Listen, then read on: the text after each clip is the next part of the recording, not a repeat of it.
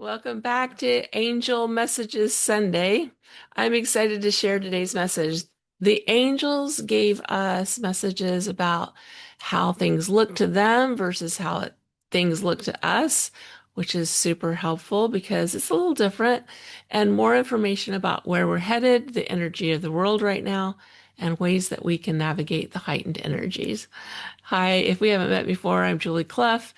And I had a profound awakening following the passing of my two youngest children, Carrie and David, in a car accident, which happened on Mother's Day, 2007. And that culminated into a miraculous healing 3 years after their passing, because I was in very deep grief, as you can imagine, and awakening to a deeper understanding of the spirit realm. And today I work as a spiritual medium, which means that I help people connect with their loved ones who have passed. And I also help people connect to their spirit team for guidance. So let's get into this specific message this week. First, I want to preface this message came through a little differently in that this was a message that I received personally this week because I channel messages for myself at least 3 times a week, sometimes every single day. And this message came through a couple of days ago. And when I got the message, when I finished, I just felt like this was something I was supposed to share. In fact, you'll even hear at the end, they kind of refer to that a little bit. But I also need to make you aware that they were, it was personal, but it was also when you hear them saying things, and I'll clarify it as we go through, things that they're directing towards me, they're very much sharing that this is for you as well. So I hope that makes sense. I think it will make sense as we go along. But let me first just start with the first paragraph. We are always here. As your lead guide, I tend to stand closest to you, and I'm often a spokesperson for the collective. You hear me clearly even when you don't realize it. Okay, so I want to stop right there and just say, like, again, this is my lead guide who I experience as right here, kind of speaking into my ear. And we all have a spirit team and we all have a lead guide. So this is like I said, this applies to you too, because your spirit team is always here. There is not a person on this planet, even the people that you think they don't deserve that, even they have spirit guides that are trying to lead and guide them. So let me continue with the message. Your doubt, however, is the only thing standing in your way. When you doubt your abilities, you discount the relationship we have built over these many years. And while that would create sadness in your world, we don't feel the sadness. It is hard to communicate what we experience because it is so different from your experience.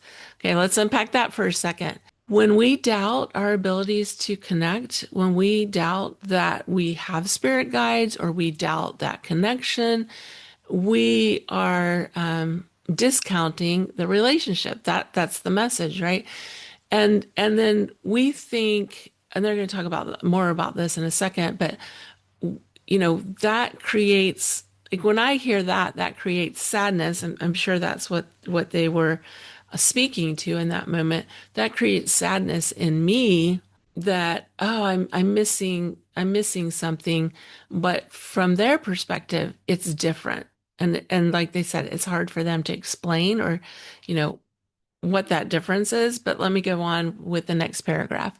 And this message is so important. I hope that you'll really take this in and really personalize it to you, because that's the way it's intended. That's why I received this message, that I was supposed to share this particular message, because I literally have, oh, I don't even know, 54 pages of messages in my personal message journal, typed. I'm talking typed, 54 pages of messages just for this past 3 months. Okay. And this was the message they asked me to share specifically with you. Okay. So moving on, you feel that you feel that it is a lost opportunity, and perhaps that is true from your perspective. But to us, the best way to describe it is as a timeline shift. We are just moving into a different possibility. Not that one is better than another, but perhaps from your perspective, you would experience one more favorably than another. Okay. Again, they're pointing to like when we feel like I don't know if you've had this experience, but I certainly have. I've had this experience a lot of times where I've realized after the fact that I was being inspired, led to kind of do something a little differently. But, my humanness stepped in and said, oh, I'm going to do it this way. This is more comfortable. And then after the fact, I go, oh, I can see how, you know, I chose a different path than I was being inspired to do. And if I had done it this way, it may have worked out better, which, in hindsight, we can't guarantee that things would have worked out better, certainly. But that is just, again, that's the perspective, right? So they're letting us know that it's not necessarily a lost opportunity because no opportunity is lost. When I have those moments, maybe you can relate to this. Let me know in the comments if you can relate to this. But when I have those moments where I look back and I go, oh, I was being inspired to do XYZ and I decided to do ABC. And now looking back, I'm like, I can see that. That's not a missed opportunity. That's a learning experience. I'm getting clearer and clearer about the guidance that I'm receiving. When we have those moments where we look back and go, oh, I could have chosen to I'm going to pick something super, super simple. I could have chosen to turn right instead of left and avoided that traffic jam. When that kind of thing happens because we felt inspired or we felt, nudged to go left, it's just it's not a lost opportunity. It's oh, okay, that's what that felt like. That's what, like, next time I'm going to choose the thing that I'm feeling led to. And it's all an experiment. When we start to see that it's all an experiment, and they give us great perspective on this when they say we're just moving into a different possibility. In fact, I just watched, I don't know if you've seen that 1990s movie. Oh, I've forgotten the name of it. It's the Gwyneth Paltrow Sliding Doors. Sliding Doors. That's the name of it. Uh, and and you see the timelines shift. Like they demonstrate in that movie kind of a timeline shift where because of something that happens and then something that happens differently, she goes into two different timelines and then you see them kind of merge. Anyway, I won't give the ending away, but super fascinating. And I think it's an example of what we're talking about here. All right. Next paragraph. There are not expectations. You live on expectations. From our point of view, there are no expectations, only a knowing that the timeline will develop in the way the timeline is developing. You have started to comprehend the timelessness and spacelessness of eternal existence. We invite you to continue to think on that, for it is important as you move forward through life to recognize the collapse of the timeline and the collapse of the time dense experience that you are having at this moment on Earth. If you haven't heard me talk about this before, my understanding of the way time and space works here versus on the other side is expanding. I don't even pretend to understand it. I'm not even going to pretend to understand it here. But what I've been shown, and one of the ways that I'm understanding it in this moment is instead of like we look at it, like there's a timeline, we're right here, the past is here, the future is there. But it's more like we're in the middle of existence, like we're in the middle of a pond. And like when a pebble drops into a pond, the ripples go out this way.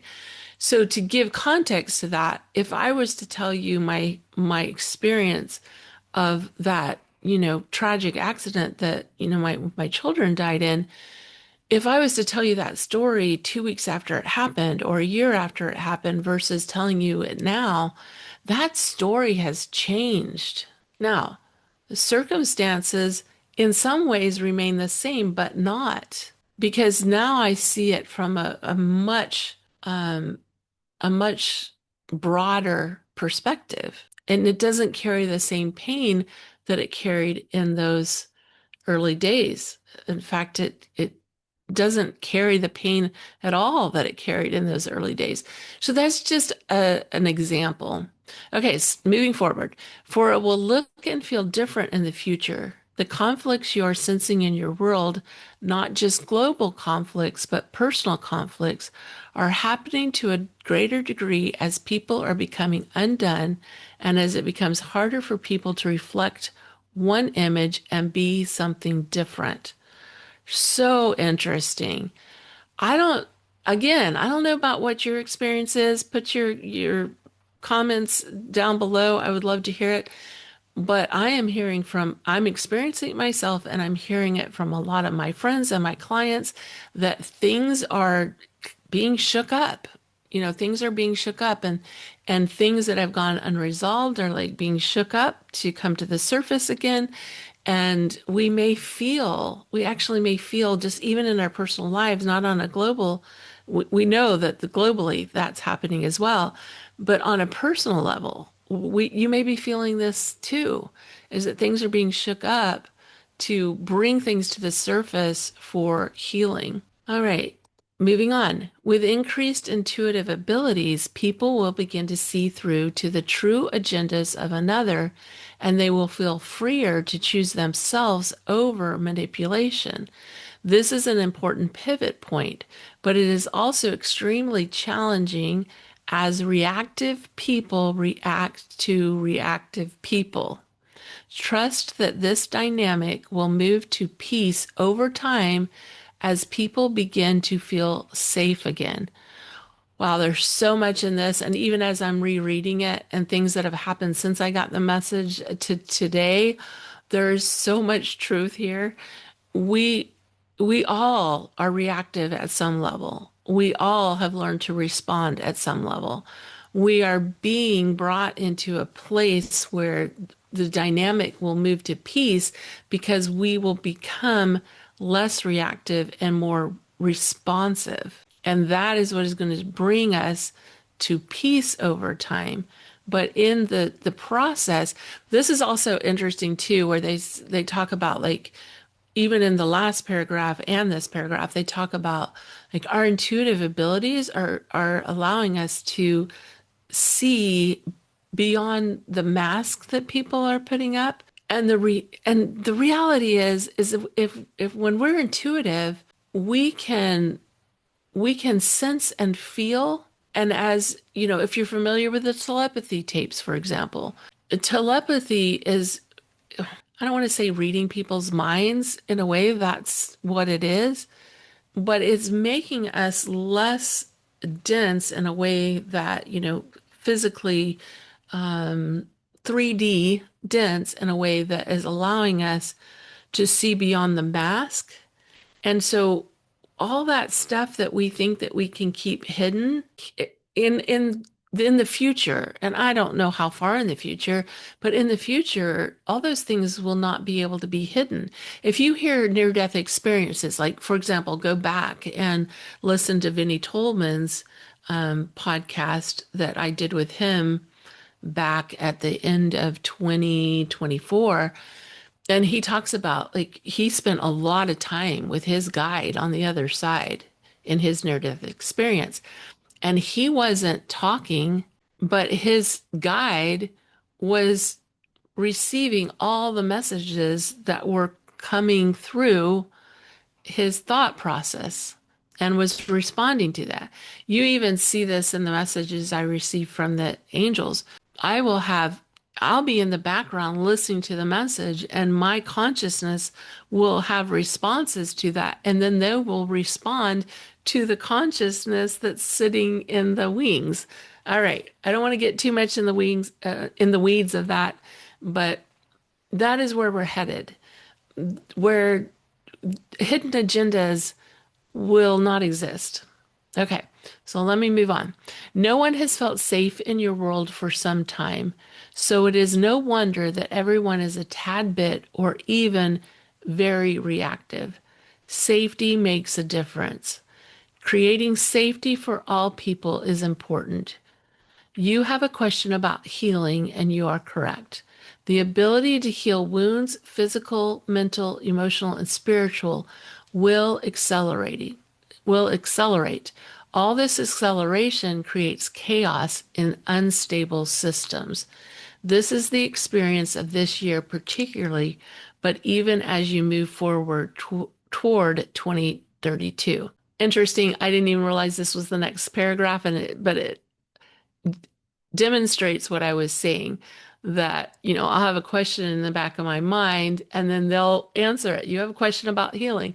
So there's an acceleration happening right now. There's an acceleration, and that's creating some chaos, but the chaos is there to to to begin the healing process. We are an accelerated pace of healing. That's what we're experiencing right now.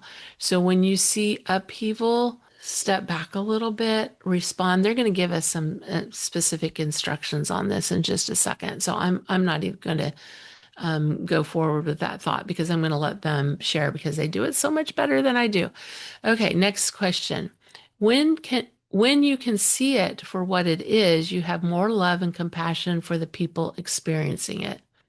In other words, when you can see the chaos for what it is, you have more understanding to stand in the midst of the chaos without the effect it might have otherwise. You will be affected. Everyone will be affected to one degree or another, but not everyone will be able to rebalance and recenter themselves.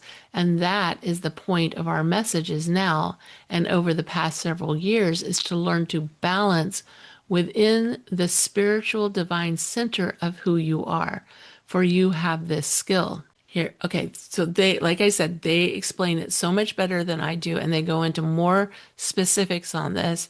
So in just a second, but I just want to talk about this for just a minute. We're standing in the middle of the chaos. We are going to be affected by it. Some people will not be able to recenter because they have not found the center. They're going to go into more detail about this. And I want I want you to hear their words because they're so important.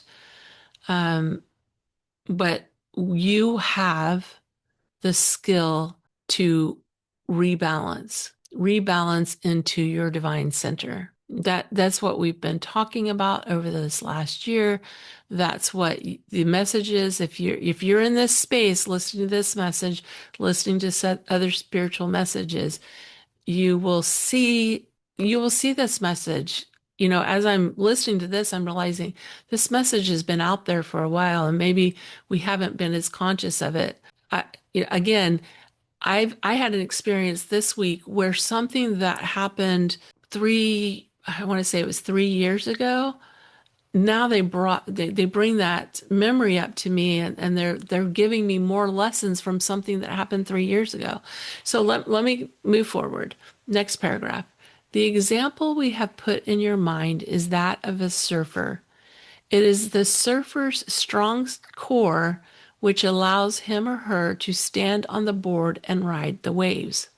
Without a strong core, a person cannot even center themselves on the board to paddle out to sea and ride the waves. Instead, they are left to be buffeted by the surf as the waves roll toward the shore. Okay, I grew up in Florida. I grew up going to the beach. This makes a lot of sense to me. If you're not a person that's been in an ocean surf before, this may not make as much sense, but you've probably seen videos of surfers, and they'll get on their board and they'll paddle out beyond kind of so the ocean has levels of waves, and at the shoreline, because it's hitting the shore, and it's crashing on the shore, it's really churned up. And it's much harder to stand in those waves than if you go out a few feet further where you're in calmer water past past the surf at the shore level. So that's what they're referring to here. Instead, they're left to be buffeted by the surf as the waves roll toward the shore. Okay, so moving on. Your your spirit is at the core of your being and at the core of your identity. And when that is removed, you are coreless. We want to bring this to your attention and to everyone's attention who will listen and heed our warning. Learn to recenter now into the strength of your spiritual core, and you will ride the waves of the following days with much more skill and ease than if you don't have this skill. I don't know how this is hitting for you, but again, like I received this message, earlier in the week, and as I'm sharing it with you, it is hitting even deeper. You may want to listen to this a couple of times. It's hitting even deeper than it did when I initially received it. But yeah, it's our spirit is the core of who we are. Again, if we listen to near-death experiencers, the body is stilled and the spirit moves forward. And when we can, and that union of our spirit and our body right now is super important in this existence. And we want to honor that union, but we also want to recognize that at the core of who we are is our spirit. Next paragraph, final paragraph. We want to bring this teaching, this understanding to your awareness at this time, not to induce fear, but to spark preparation. This is the time, as you have heard for many months now, this is the time. We appreciate you listening, and we appreciate you giving these messages to those who are willing to listen. All right, beautiful message. Thank you so much for being willing to listen. You may want to listen again to receive more of that message at a deeper level. This is a very important message. This is an important message as we move forward. First, it helps us recognize the turmoil that we may be facing, not only in the collective, but in the personal, and recognize that our coming back to center and remembering who we are, recentering ourselves with breath. And breath is so important. When you breathe, you are literally bringing spirit back into form. Like, follow, subscribe, do all the things, comment below. I love being here with you. I hope you have the most beautiful week. Bye.